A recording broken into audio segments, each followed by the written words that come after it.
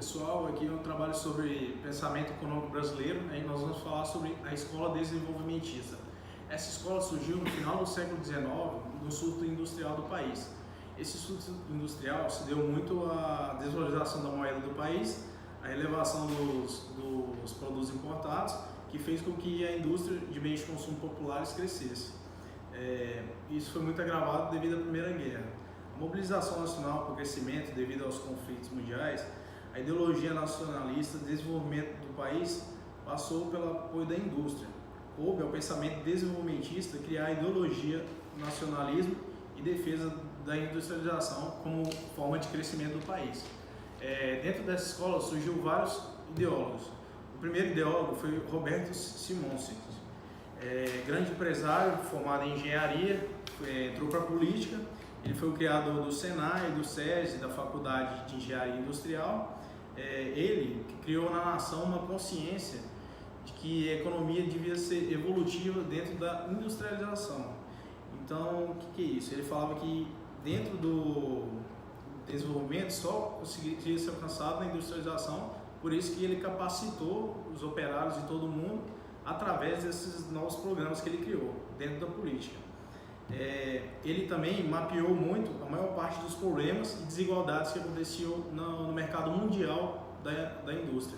Ou seja, ele criticava a forma de que a América Latina era mero fornecedor de matéria-prima e mais de mão de obra também.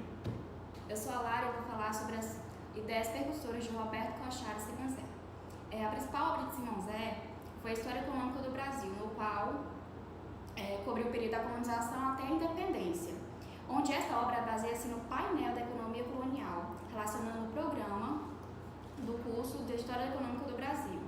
Simões defendia que a história econômica deveria ser evolutiva e comparativa, onde seu principal foco era a investigação da origem dos mundos centrados que dificultaram e dificultam até hoje a evolução do Brasil.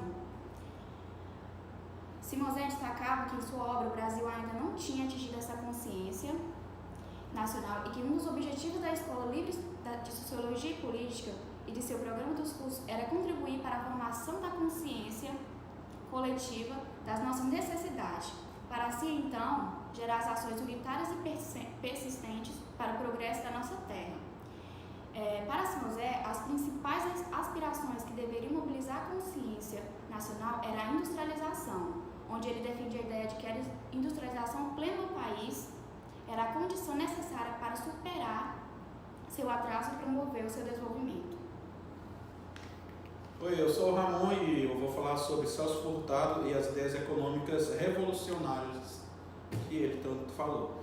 Celso Furtado é um economista brasileiro, nordestino, formado em Direito, mas depois que ele voltou da Segunda Guerra Mundial, ele focou no seu estudo em Economia.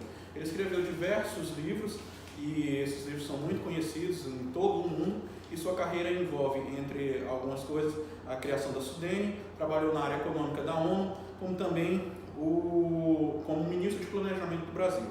Entre seus estudos, ele defende que para o desenvolvimento da economia é necessário o papel atuante do Estado e mudanças na forma da política econômica através de uma reflexão aos seus atos. Entre isso, ele diz também da economia centralizada e a tributação sobre o consumo.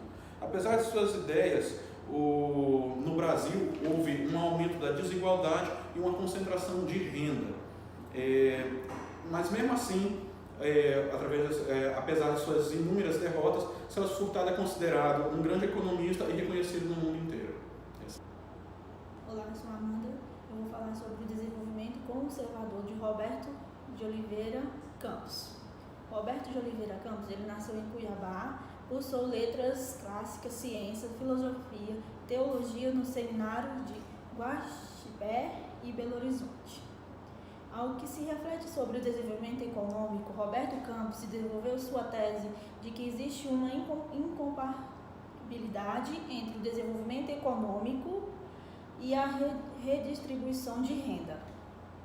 Nesse sentido, coloca-se o desenvolvimento como prioridade sobre as questões sociais e entende que a redistribuição de bem-estar é uma ilusão que consiste em buscar se o desenvolvimento social está distribuído de bem e o ritmo mais rápido que possibilita pelo estágio de desenvolvimento econômico, frequentemente em detrimento deste. Ele afirma que a opção pelo desenvolvimento implica-se as citações de ideias, de que mais importante é maximizar o ritmo do desenvolvimento econômico do que corrigir as desigualdades sociais. Se o ritmo de desenvolvimento for rápido, a desigualdade é tolerável e pode ser corrigida ao tempo. Se for baixa, o ritmo do desenvolvimento por falta de incentivo adequado e o exercício da justificativa distribui-se e transforma numa repartição da pobreza. A contagem aí. Eu sou o Rodrigo, vou falar sobre a teoria da substituição de importações segundo a Maria da Conceição Tavares. Na década de 60, o Brasil enfrentou uma grande crise e houve vários estudos, e o principal deles foi o da Maria da Conceição Tavares, e ela trouxe a coletânea de substituição das importações ao capitalismo financeiro. E ela demonstrou com esse estudo a interação entre o estrangulamento externo e a estrutura produtiva das economias periféricas. Isso desencadeou reações e criou os mecanismos de substituição de importações. Na segunda parte desse ensaio, são apresentados os fatores de ordem interna e externa que favorecem o processo de substituição desses processos. A experiência brasileira demonstrou que a incapacidade do setor moderno de alta produtividade de incorporar a mão de obra ofertada acentuou a dualidade do sistema econômico entre o setor dinâmico e o polo atrasado. O que quer dizer? Que com essa dualidade, com esse afastamento, se distanciou mais do sistema desenvolvido do sistema subdesenvolvido, houve um maior espaçamento. E Maria da Conceição, ela considerava que a transição essa transição para a substituição, haviam dois obstáculos. O primeiro que é relacionar o montante de investimento necessário para ausentar-se do próximo ciclo de substituição, e o segundo que dizia respeito aos problemas de demanda, pois o processo de substituição e importação só ocorria quando havia o estrangulamento externo, só quando havia o estrangulamento no exterior.